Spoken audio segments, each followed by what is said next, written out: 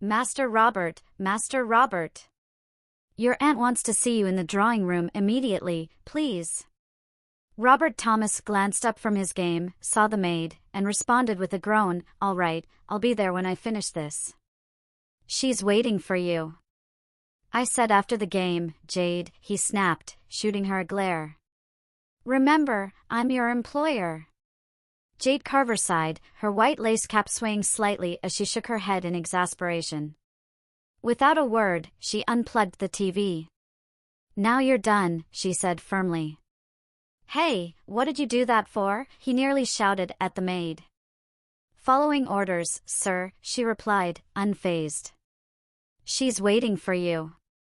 Reluctantly, Robert followed Jade into the room, dropping into a chair before looking at his aunt. "You wanted to see me, Auntie? I've got a game in about 20 minutes. Miss Amelia Parker gave him a disapproving look. "They've been informed that you won't be attending their gathering, Robert. And their invitation has been rescinded." "Why would you do that?" Robert fumed. "They're my friends, you have no right." "I have every right, Robert, and you'd be better off understanding that," Amelia responded coolly. "Frankly, I'm tired of your behavior." The door clicked open, and Robert turned to see Jade and her mother, Ruby Carver, enter. Both women curtsied before taking their seats behind him. Ruby, an African-American woman, worked as a maid, cook, and occasional driver for his aunt, while Jade, also 17, balanced housework, shopping, and school, where she maintained an A- average. "Now that everyone's here," Amelia began, "let's get down to it." Robert watched as she opened a drawer, pulling out some papers and 2 large, sealed envelopes. She placed them on the desk, adjusting them before sliding them toward him. "Don't touch them yet," she instructed. "Yeah, sure. Can we hurry this up a bit?" Robert muttered. "In due time, Robert," Amelia replied calmly as she picked up the papers. The hard chair made Robert squirm, though he couldn't tell if it was the seat or the situation making him uneasy. "Ahem." Amelia cleared her throat, slipped on her reading glasses, and began. "In the last month of school, you were absent 6 times, late 8 times, and failed 2 tests. Hey, I tried, those tests were tough." "Do not interrupt," she said sternly. "As I was saying, you failed 2 tests. You came home drunk twice after visiting friends, and all this in 1 month. Well, they offered it, and I couldn't exactly turn down a friend, could I?" "Yes, you could." Amelia's voice sharpened. "You're responsible for your actions.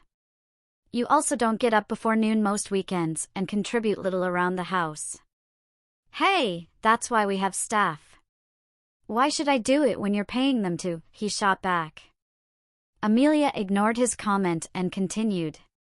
"I brought you a very expensive sports car. There was something wrong with it. You know very well there was nothing wrong with that car. You wrecked it after only 2 months.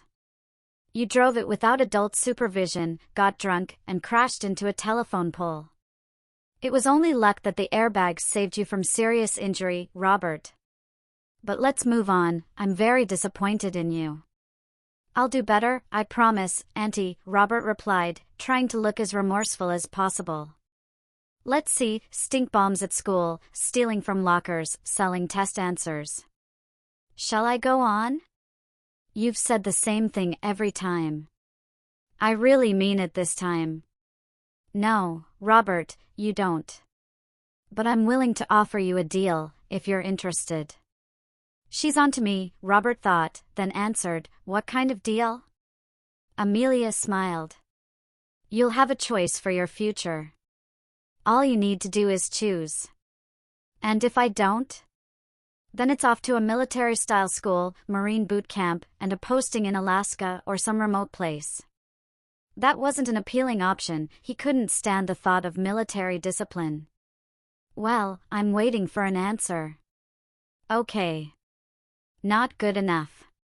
What do you want me to say?" "I agree to make a choice regarding my future," "Will do," Amelia said. Jade and Ruby will be my witnesses. All right, I agree to make a choice regarding my future, okay? Fine. Amelia replied, Ruby, did you record that? He heard Ruby's confirmation, yes, ma'am, and wondered what was coming next. Wonderful, Amelia said with a smile.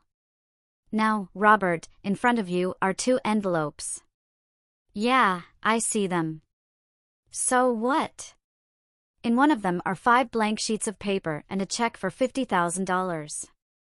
That should cover the private school I have in mind for you. And the other envelope contains different papers. One is a legal document for me to adopt Jade as my daughter. I'll ensure she gets enough money for schooling and at least 3 years of college. Another paper makes you Ruby's daughter. What? What are you talking about? You can't do that. Sit down. Enough. I can and will. Don't tell me what I can and can't do, Robert, you're still a minor, and don't forget that. Amelia paused, taking a moment to collect herself before continuing. As I said, you'll become Ruby's daughter and a household maid. There's also a petition for a name change. But before you say anything, wouldn't the school like to know who is selling those test answers and that white powdery stuff? It wasn't that, it was, fine, you win. Now that's settled, let's move on. Where was I? Yes, a name change. How does Angela sound? Nice, right? Jade, please stand, and Robert, you too. As they stood, Amelia examined them closely, noticing what she had suspected, they were nearly the same height. Thank you, now please sit back down. Jade, once you become my daughter, you'll get an entirely new wardrobe and Robert's room. Leave all your things behind, they'll be used as your mother's new daughter's uniforms and clothes. You can redecorate as you like, within budget, of course. And Robert, you'll take Jade's room. After a few days, I'm sure you'll adjust to the pretty uniform. Jade always loved feminine things, and now, since you liked wearing her uniform, I'm sure she'll return the favor.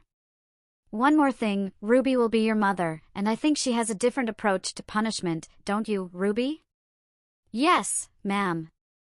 I'll make sure my new daughter listens to me. Ruby replied with a grin. So, Robert, what does your future hold? A pretty maid's uniform for years and all the work that comes with it. Lipstick, perfume, and tampons, yes, they're in there too. Or, perhaps a nice big check and a new school to conquer? Choose. Robert sat silently for a moment, then reached for one envelope, carefully watching his aunt. She smiled, revealing nothing. He tried the other envelope with the same impassive expression from her. Which one? Which one? His hand shifted between the two, trying to make a decision. Finally, he picked one and was about to open it when he caught the grin on Ruby's face. He hesitated, tried again, then finally picked one and opened it.